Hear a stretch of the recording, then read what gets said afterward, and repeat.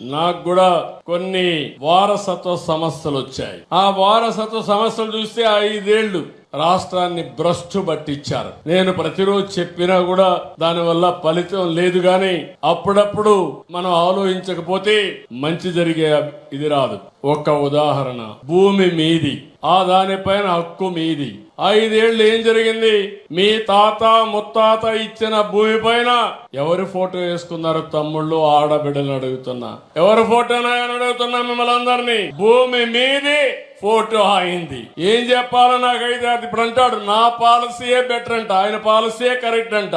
ఇంకో పక్కన మీ పొలం చుట్టూ సర్వే చేసి ఆ సర్వే రాళ్లు, అది కూడా గెలాక్సీ గ్రెనైట్ అంటే శాశ్వతంగా ఉండిపోవాలా మట్టిలో అనుకున్నాడు. అలాంటిది ఆయన బొమ్మ. ఆ బొమ్మ తొలగించడానికి మళ్ళా డబ్బులు ఆయన ఖర్చు పెట్టింది 700 కోట్లు. దాన్ని తీసేయడానికి మళ్ళా డబ్బులు అయింది. ఒక సంవత్సరం తీసుకున్నాను. ప్రతి నెల 9వ తారీఖున నేనే స్వయంగా వెళ్ళి ఒక గ్రామంలో ఈ రికార్డ్స్ అన్ని వాళ్ళకి హ్యాండ్ ఓవర్ చేస్తా. ఒక్క రూపాయి అవినీతి లేకుండా, ఎవ్వడు కూడా తప్పు చేయకుండా ప్రక్షాళన చేసి పూర్తిగా రికార్డ్స్ అన్ని ఇచ్చే బాధ్యత నేను తీసుకుంటున్నాను. అంతేకాదు, ఇంకొక పక్క మీరు ఒకసారి చూస్తే ఈ రికార్డ్స్ ఇవ్వడమే కాకుండా క్యూఆర్ కోడ్ పెడుతున్నాను, బ్లాక్ చైన్ టెక్నాలజీ తీసుకొస్తున్నాను. ఎవరు కూడా రికార్డ్స్ తారుమారు చేయకుండా బ్లాక్ చైన్ లో పెడితే అది టెక్నాలజీ పర్ఫెక్ట్ గా ఉంటుంది.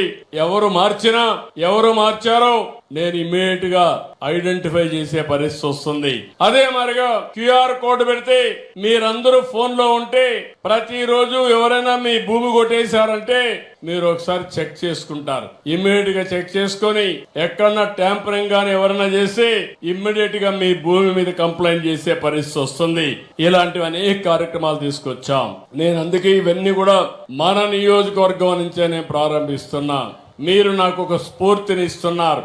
రాబోయే 4 ఏళ్లలో మీరే చూస్తారు, పెను మార్పులు మన నియోజకవర్గంలో వస్తాయి, అభివృద్ధి జరుగుతుంది.